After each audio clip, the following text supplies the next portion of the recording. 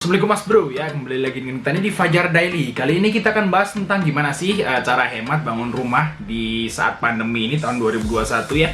Oke, tapi sebelumnya lo bentuk like dan subscribe jika suka ya Mas Bro. Di sini kita akan bagi tips 5 tips sih untuk gimana sih cara hemat bangun rumah itu biar biayanya nggak bengkak-bengkak sesuai dengan pengalaman kita yang jual di toko materialan Mas Bro. Oke, yang pertama Mas Bro, kita langsung saja di sini. Yang pertama, tentukan tipe sesuai dengan anggaran dan kebutuhan. Oke, kenapa harus seperti itu ya? Banyak teman-teman yang belanja di toko kita itu kebanyakan tuh bengkak, biayanya bengkak itu karena dia itu bikin rumahnya nggak sesuai dengan kebutuhan Mas Bro. Misalnya anak 2 ya, terus ayah ibu kan 4 orang ya. Ya, itu kan tipe 50, tipe 45 atau 50 kan udah cukup ya, cukup luas gitu. Tapi dia karena tanahnya luas di sini di kampung ya, dia bikin rumahnya nggak gede-gede ya, dengan biaya yang sedikit, jadi bengkak-bengkak gitu. Dia duitnya cuma sedikit, bikin rumahnya kegedean, akhirnya macet di tengah jalan, malah nggak jadi Mas Bro. Jadi Mas Bro harus tentukan banget nih desainnya disesuaikan dengan anggaran dan kebutuhan Mas Bro. Jangan terlalu gede-gede, nanti bisa macet ya. Oke, tips yang kedua Mas Bro ya. Tips yang kedua adalah tentukan desain minimalis. Oke, apa itu desain minimalis? Ya, desain minimalis Mas Bro bisa lihat di website ya, di internet, di laptop, Mas Bro juga di Google, desain rumah minimalis. Rumah minimalis itu mengedepankan konsep ruangan yang los. Bahasanya nggak terlalu banyak ruangan gitu Mas Bro. Jadi di sini udah menghemat biaya juga ya, karena nggak usah bikin sekat-sekat lagi ya, los gitu, rumah-rumah los gitu. Terus yang kedua, yang kalau misalnya desain rumah minimalis tuh jauh lebih gede, walaupun rumahnya itu kecil ya, bisa tipe 45 atau 50 kan kecil. Tapi kalau misalnya Mas Bro minimalis desain itu jadi kelihatan lebih luas Mas Bro. Apalagi kalau jendelanya digedein kan semakin terang ya. Pastikan pilih konsep yang minimalis. Dan kalau misalnya Mas Bro dengan budget minim, pilih konsep minimalis, nggak usah bayarin semacam desainer. Ya tinggal contoh saja, udah banyak banget di internet yang ngasih desain rumah minimalis secara gratis ya. Diambil aja, terus dipelajari dikit, dirubah-rubah dikit kalau misalnya perlu, terus dikasih ke tukang, itu udah pasti bisa Mas Bro. Jadi kalau misalnya konsep rumah minimalis itu nggak usah bayarin lagi buat desainer, ngirit biaya kan gitu Mas Bro. Oke, tips yang ketiga ini tips dari kita ya, penjual toko material nih Mas Bro. Kalau Mas Bro itu dengan budgetnya itu minim ya, pengen bangun rumah minimalis seperti itu ya, budgetnya terbatas banget, itu Mas Bro harus survei harga-harga material Mas Bro. Karena misalnya biasanya itu kalau Mas Bro itu bangun rumah itu di radius berapa kilo gitu, ada beberapa toko bangunan atau toko material, gak hanya satu biasanya ya. Di sini aja kompetitor ada 3, ada 4, ada 5 gitu ya di sana ya. Berjubel ya, seperti itu. Mas Bro bisa survei. Oke, banyak orang yang berpikiran bahwa misalnya nih di suatu daerah nih ya, oh di sana tuh toko bangunannya murah loh dibanding yang di sini, dan di situ di sana yang paling murah. Oke, itu sebenarnya enggak Mas Bro. Waktu sebelum kita buka toko material, kita memang berpikir seperti itu. Oh, di sana itu murah loh semuanya, terus di sana itu mahal semuanya. Enggak, di sini tetap ada barang yang dijual lebih murah di sini, terus di sana dijual lebih mahal, terus kebalikannya Mas Bro. Karena kita juga tahu berapa sih harga-harga beberapa produk di kompetitor kita yang kita jual lebih murah ada daripada mereka. Terus yang mereka jual lebih murah daripada punya kita juga ada Mas Bro. Jadi saling melengkapi. Jadi Mas Bro di sini harus jeli banget sebagai konsumen. Jadi kalau toko material tuh nggak ada yang mahal semua, yang murah semua, itu nggak ada Mas Bro. Tetap ada barang yang substitusi. Ada yang murah, ada yang mahal. Jadi Mas Bro bener-bener milih ya produk yang lebih murah. Misalnya, oh beli cat di sini lebih murah di toko A. Terus di toko B, oh di sana itu triplek lebih murah, beli di sana.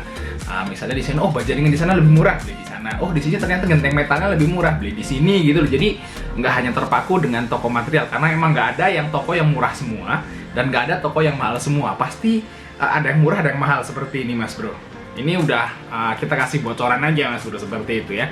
Karena alasannya kenapa sih kok bisa seperti itu? Karena alasannya itu bisa satu gudang ya. Terus yang kedua itu sales, ya. Terus yang ketiga itu modal orang yang punyanya tentunya ya. Tapi kendala yang terbesar adalah biasanya itu modal, Mas. Kok modal apa, gudang ya. Biasanya kalau kita punya duit misalnya buat beli produk di sales kan, kalau misalnya kita beli banyak kan jadi murah, Mas Bro. Otomatis kalau kita belinya murah, jualnya murah juga. Nah, tapi kalau misalnya nggak ada gudang kan otomatis ngecer. Nah, itu kita belinya jadi mahal, jualnya seperti itu. Biasanya seperti itu sih, Mas Bro. Kenapa bisa harganya itu beda gitu. Yang keempat, tips yang keempat Mas Bro ya, kita udah tulis di sini soalnya. Pilih bahan bangunan yang sesuai, Mas Bro. Ini penting juga karena di sini banyak orang yang beli di toko kita itu salah kaprah. Misal, yang salah seperti ini. Bangun rumah minimalis dengan bahannya dari bata ringan, terus rangkanya baja ringan, terus gentengnya genteng metal. Nah, itu Mas Bro nggak usah beli besi yang gede-gede ya. Misalnya besi 8 banci pun cukup ya. Besi 8 banci kan ada tuh besi 8 tuh biasanya ada 3 ya. Besi 8 kecil, sedang, dan full. 8 banci itu biasanya yang tengah-tengah ya. Kalau di sini sih nggak tahu kalau di sana. Besi 8 banci pun udah cukup. Dan Mas Bro biasanya kalau orang-orang di kampung ya, padahal dia bukan tukang, dia suka ngasih saran nih. Wah, kalau bisa segitu murah cukup. Nggak bisa, harus beli besi yang 10 misalnya, atau beli besi yang 12 bahkan. Nah, itu malah buang-buang dana. Padahal yang 8 banci pun cukup, kenapa Mas harus beli yang 10? Karena perbandingan harganya kan sekitar 20 sampai 25 ribu. Itu satu lonjor. Nah, tinggal dikali ya, kali berapa ratus kan gitu kan. Nah, itu tentu akan membebankan biaya, Mas Bro. Ya, seperti itu. Jadi jangan terlalu dipikirkan, atau jangan terlalu diambil gitu saran orang yang bukan tukang, Mas Bro. Nah, itu juga tips juga sih buat Mas Bro. Mas Bro dengerin aja apa kata tukang yang udah profesional. Oh, ini besi 8 udah cukup, Mas. Ya, udah besi 8 aja. Karena konstruksi atau bangunan rumah sekarang itu beda sama zaman dulu. Kalau zaman dulu kan berat-berat tuh, pakai bata merah, terus atau rangkanya kayu jati ya, berat. Gentengnya genteng keramik, ya itu emang harus besinya harus kuat bener, gede-gede. Nah, kalau zaman sekarang mah pakai bata ringan ya, baja ringan semua ya. Ngapain pakai yang gede kan, buang-buang, namanya buang-buang uang ya, buang-buang tenaga lah bahasanya, buang-buang tenaga. Jadinya malah jadi bengkak-bengkak, Mas Bro, seperti itu ya. Ini yang banyak orang yang salah bangun rumah minimalis seperti ini, Mas Bro. Terlalu berlebihan beli materialnya. Terus tips yang berikutnya, yang kelima, ini juga penting ya. Kalau Mas Bro pengen bangun rumah murah, itu pakailah jasa borongan, Mas Bro. Jasa borongan. Nah, kalau Mas Bro tadi udah katanya udah dibahas, Mas Bro mau beli material sendiri, pakailah jasa borongan tenaga. Jadi kalau ini yang paling murah sih, Mas Bro, kalau menurut kita, daripada jasa borongan full. Biasanya kita dapat produk yang kurang bagus. Terus kalau kita jasa harian, nanti jadi bengkak-bengkak.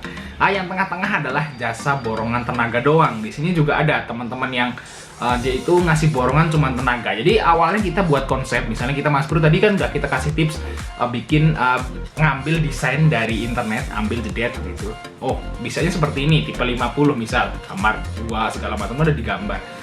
Nah, Mas Bro tentukan tuh kira-kira selesainya sama tukangnya kan, dipanggil gitu yang mau borong, berapa lama, terus berapa biayanya, udah deal, selesai deh. Mas Bro tinggal beli materialnya, mereka ngerjain. Apa sih keuntungan kita borongan tenaga gitu, atau borongan full lah, dua-duanya sama.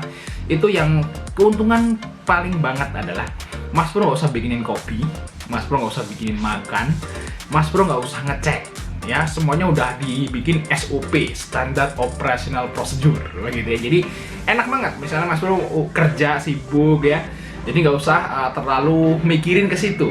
Beda dengan harian. Kalau orang mau harus pantau, harus nyediain kopi, itu biayanya bengkak loh.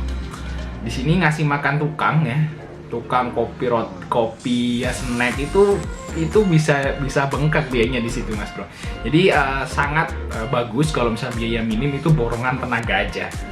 Kalau misalnya Mas Bro pengen milih materialnya sendiri, tapi kalau misalnya mau pasrahin semua ya borongan full aja. Jadi serahin ke dia sesuai dengan desain yang kita mau, hasilnya seperti itu gitu Mas Bro.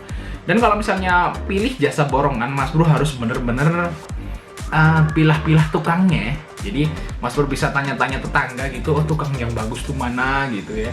Terus Mas Bro komunikasi juga gitu, baru dealin gitu. Jadi nggak asal deal gitu. Oke, mungkin saya informasi dari kita, jangan lupa untuk like, subscribe, sampai ketemu di video berikutnya.